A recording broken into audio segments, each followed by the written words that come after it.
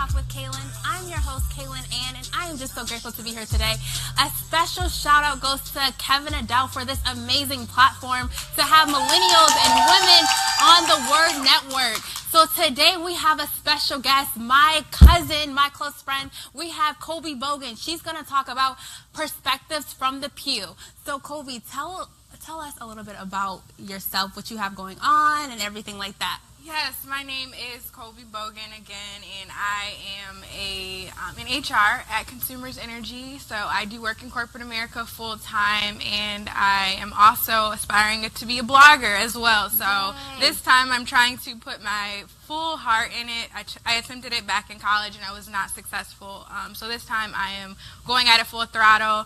And so, yeah, I'm trying to juggle the two. Mm-hmm. So what's the name of your blog? It's going to be Colby Chantel. It's Okay. going to cover everything from a perspective of career, millennial career, as well as faith, travel, relationships, all of that. It's going to be a full blog. So Awesome. It's going to be lots of stuff on it. Awesome. Do you have anything going on with your blog? Because I know when I started my blog in college, I had different events, and I wanted to kind of just add that to my portfolio. Do you have anything going on with your blog as far as events or anything? Currently, I don't have any events going on with my blog, but I am hosting, and I have a co-host for the Millennial Experience event, which will be April 20th.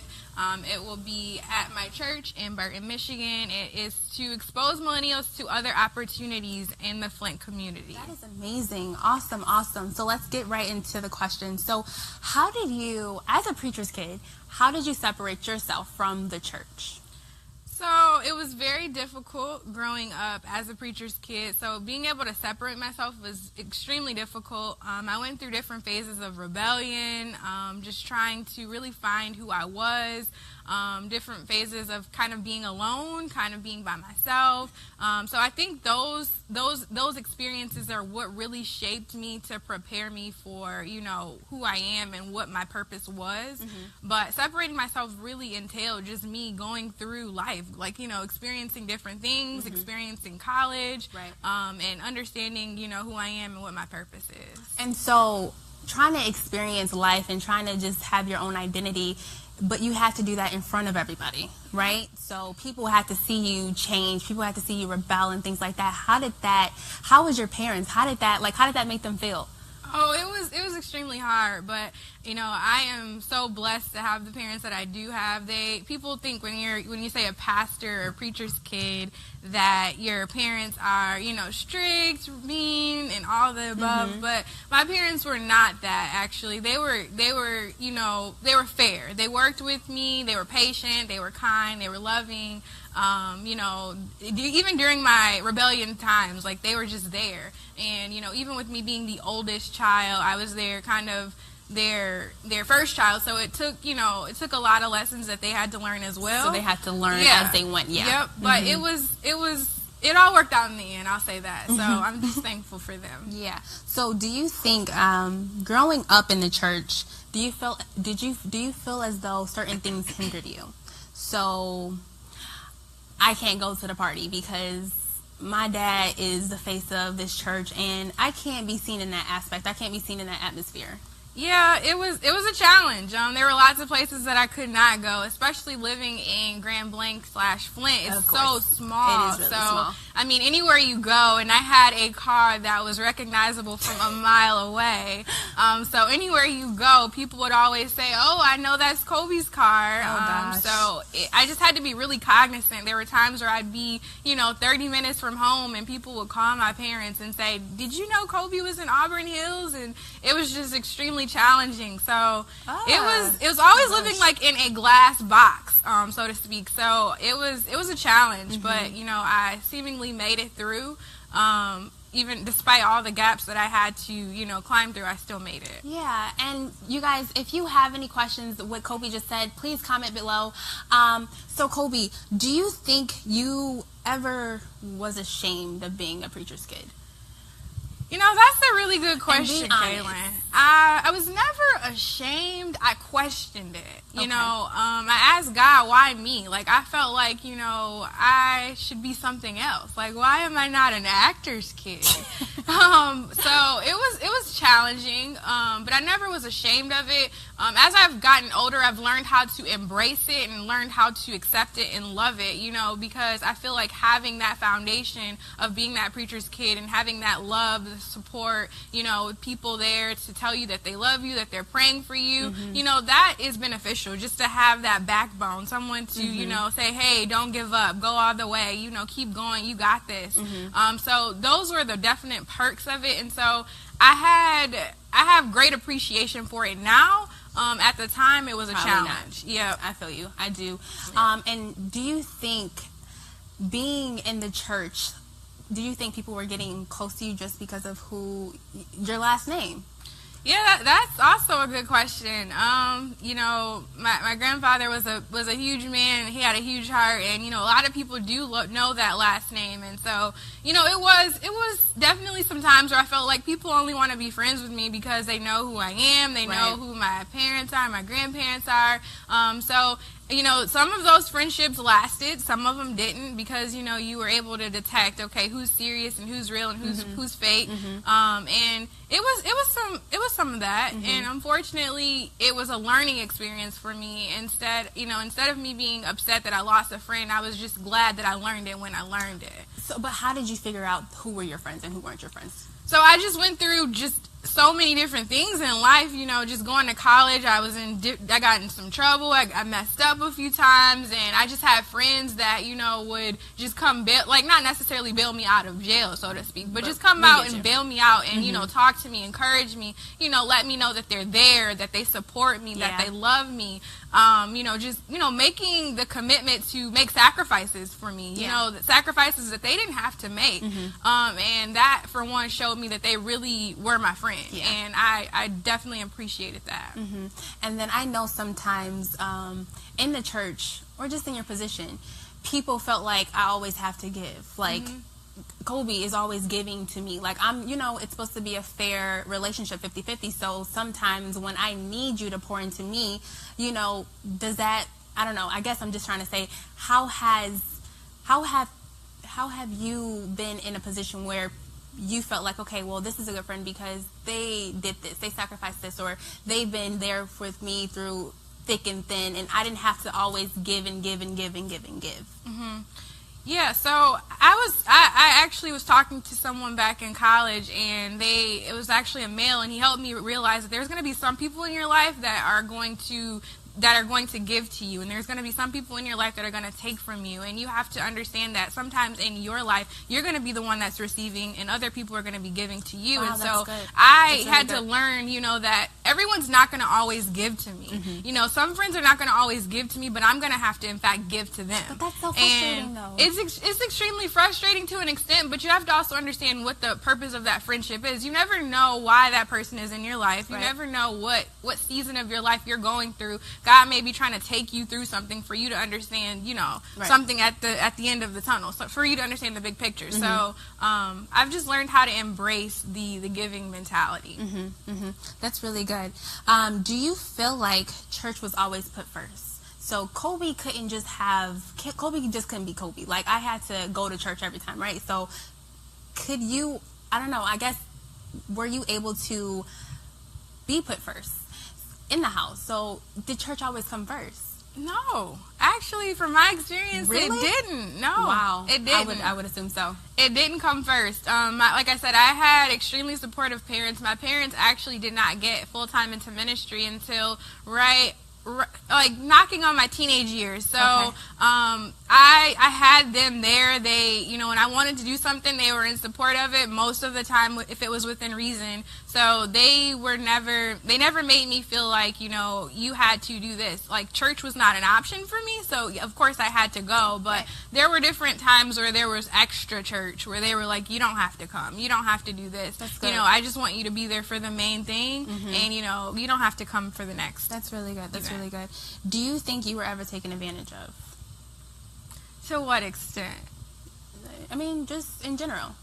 In church? Yeah, of course. Just by your last name, do you think you were with grown-ups, trying to get close to your parents or kids? Yeah, sometimes I felt that way. Sometimes I felt like people were using me to get stuff, to, you know. Like what? Okay, so there'll be different children or different girls at the church where I feel like, you know, their parents would send them to hang out with me, and there was like an ulterior motive, like, you know, what's really going on over there in that house? Like, tell me, like, what really happens? Like, do they argue? Do they come to church and say one thing and do something different at home? So I do think that there was a little bit of that. So I think of that as being taken advantage of. I do too. That is crazy how people can actually think that way. You know what I'm saying? Like, you really took the time to really be deceitful and be harmful. You know what I'm saying? Exactly. Were you ever afraid to date while growing up? Like, in my... Oh, okay. And now? So growing up, I was never afraid to date. I was really open to it. I thought, you know, like, hey, I like guys. I want to bring them around. I want my family to know who they are. I'm a very family oriented person. So I wasn't afraid. There were people, I was very selective in who I brought around. Of course. I didn't want my parents to just meet anyone. I didn't want them to know, you know, everyone that I may have talked with. So I was very selective in that space. But I was never afraid to date. I did think that there were some challenges with certain people. They would feel like, hey, if I date her, am I going to have to marry her? Am I going to be in this glass door with her? Right. So that was a little gap for me at one point. I guess when I say afraid to date, were you afraid of what your parents would say? Or judge, like, you know what I'm saying? So say, like, I really like this guy, but I don't know if my dad is going to really like him just because of who he is and the background that he came from. Yeah, my parents are really good at that. They didn't always like the guys that I dated, but they never told me. They waited until, because they felt like it wasn't going to work. So they waited until it, you know, was messing up and there were some, you know, issues, and they were finally like, you know, Kobe, I just didn't think that was a good fit for you. I wanted you to find out on your own. I didn't want to, you know, run it away, because they did it one time, and I think I got so angry with them, and I felt like, you don't support anything that I do, right. you know, and so finally they just were like, you know what, I'm going to let her bump her head, and then I'm going to talk to her at the end. And so for me, I think that worked. And so how is dating with you right now? So I am currently dating, courting in a sense. I just really I really am looking for marriage. So that is the end goal. So I'm just aligning myself for that purpose. You know, obviously dating with a purpose, understanding what the end goal is, what the objective is, and what, you know, both he and I are both looking for. And so I am currently dating, and, you know, I'm just kind of letting God have his way. I'm, you know, taking my time. I'm patient. I'm not rushing the process. You know, people are always asking me, do you think this is the one? You know, and, you know, in my heart I do, but I feel like God has the final say. Of course. So we'll see what happens. Yeah, we'll see. No, but I'm just thinking about this, do you ever felt like my calling is in church? Have you been pressured to be in church as far as career-wise or ministry-wise? Have your parents ever, you know, made you feel like, okay, you have to serve, you have to do this, you have to do that? So my parents have never made me feel pressured. I went away to college for roughly 5 years, and, you know, I was gone for a while. So once I did start coming back around, my parents asked me, was there anything that I wanted to do? How did I want to participate? But they never, you know, pushed it on me and said, hey, you're going to do this, you're going to do that, you know, because, you know, with me being a millennial and me being young, I do love to travel. I love to go places, and I can't really commit to being at church every single Sunday. Exactly. So there are times where I'm not there. So that, not having that obligation is definitely a perk, but I'm not demanded to be involved in ministry. And I do think that I am involved to an extent, but I'm not, you know, obviously actively every single Sunday. Yeah, no, I definitely. With the guy that you're dating now, do you feel as though he has to be, or he needs to be in alignment with going to church, being saved? What are your standards, or your standards with the relationship that you're at right now? For sure. I do believe that, you know, we definitely have to be equally yoked. Of course. And, you know... And explain what that is, because people don't really know what equally yoked is. Okay, so in a sense, equally yoked means to be, in the same agreement. Understanding your purpose together, understanding what God has for you and what God has for him, right. And understanding that you guys are both, on target with where you're going. And, you can't be with if you're a Christian woman, you can't be with someone that's a Muslim, because at the end of the day, he's either going to, convert you over to his religion, right. And you're going to fall astray. And so yeah. I once heard that iron sharpens iron, and so you need to be with someone who's going to be sharpening you and helping you get closer to God. And, that is a goal of mine. So, the person I am dating, he does love God. That's he good. Understands that God is the forefront. We understand that God is the forefront of even our courtship right now. And so, with us having that foundation, that is key. So I'm blessed and I'm thankful for that. And Colby, you are a very confident woman. And so do you think if you weren't in the church, do you think you will be as confident as you are? No, because everything that I am is because of God. Okay. Every place that I've been, is really because of God. Every network, every friend that I have is because of God. So I wouldn't be anything, I wouldn't be anyone without that foundation of Christ. So having that foundation and having God in my life, I feel like has really helped me become the person that I am. It's helped me pave my way through undergrad, and now I'm pursuing my master's. Which and is awesome. I'm just so I'm so delighted in all the good things that God has done for me. So if I wasn't in church, I would be lost. I would be a ship without a sail. Wow. In every sense of the word. Yep. Wow, that is amazing. Thank you so much, Colby. I truly appreciate you for coming on the show. I really do. Thank you so much for tuning in to Girl Talk with Kaylin. So we will be, if you have any questions or anything about next week's topic, please comment below. We would love to hear your opinions on this segment. We would love to hear more topics for next week and the week after that. So please, please, please share this. Continue to follow the Word Network, and we're just going to be so excited with these amazing topics. So Colby, one more thing. Can you share where you're going to be located on social media? So all your social media platforms, share your name and everything like that. Yes, so on social media, I am on Twitter, Facebook, and Instagram at Colby Chantel.